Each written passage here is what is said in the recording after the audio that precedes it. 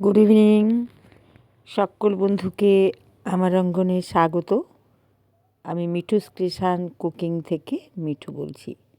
আশা করি সকল বন্ধুরা ভালো আছো। এই শীতের মধ্যে খুব জমিয়ে খাচ্ছ, বেড়াচ্ছ। আমি আজকে নিয়ে এসেছি একটা চিংড়ি মাছের রেসিপি। চিংড়ি মাছ ধুয়ে পরিষ্কার করে আমি নুন হলুদ মাখিয়ে কড়াইতে তেল দিয়ে ভেজে নিচ্ছি। আমার চিংড়িগুলো আজকে খুব একটা বড়ও নয়, আবার কুচো চিংড়িও নয়। তাই এই চিংড়িগুলোতে আমি একটা দারুণ রেসিপি বানালাম আজকে, তাই তোমাদের সাথে শেয়ার করতে এলাম। চিংড়িগুলো তুলে নিয়েছি, ভাজা হয়ে গেছে লাল লাল করে। এরপর কড়াইতে আর একটু তেল দিয়ে তার মধ্যে কালো জিরে ফোড়ন দিয়ে দিলাম 2টো পেঁয়াজ, কয়েক দানা রসুন।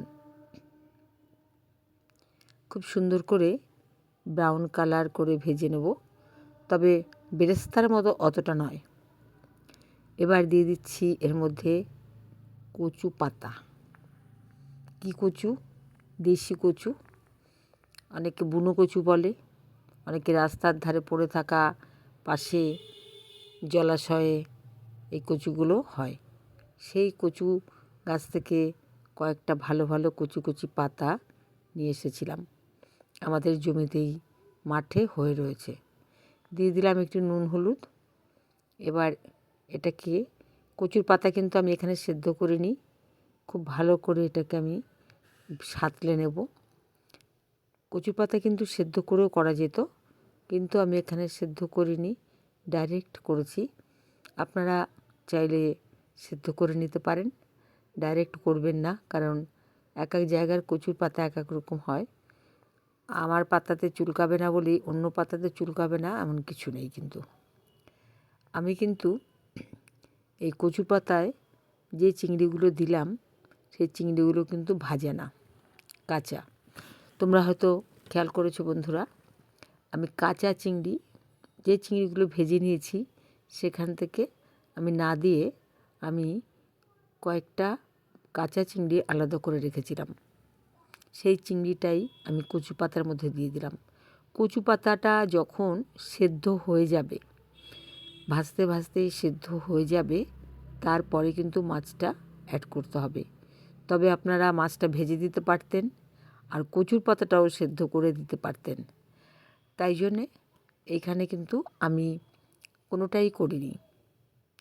কচুর পাতা যখন চিংড়ি মাছের সঙ্গে নাড়তে নাড়তে সেদ্ধ হয়ে গেল 90%, তখন আমি এতে অ্যাড করলাম 2 চামচ সাদা সর্ষে, 2 চামচ কাঁচা সর্ষে ও 5-6টা কাঁচা লঙ্কা আমি বেটে নিয়েছিলাম মিক্সিতে। সেটা তোমাদের সাথে শেয়ার করা হলো না।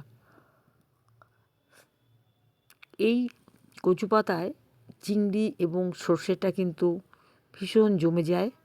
এটা কিন্তু একটা অথেন্টিক রেসিপি এবং প্রত্যেকেই প্রায় আমরা খেয়েছি।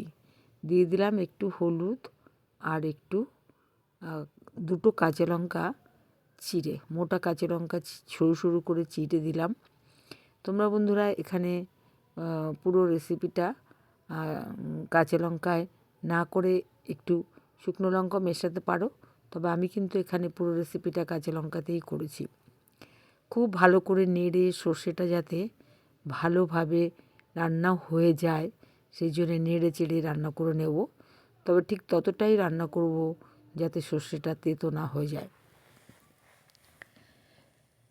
রান্নাটা আমার হয়ে গেছে, আমি এবার বাটিতে নামিয়ে নিচ্ছি। গরম ভাতে প্রথম পাতে জমে যাবে।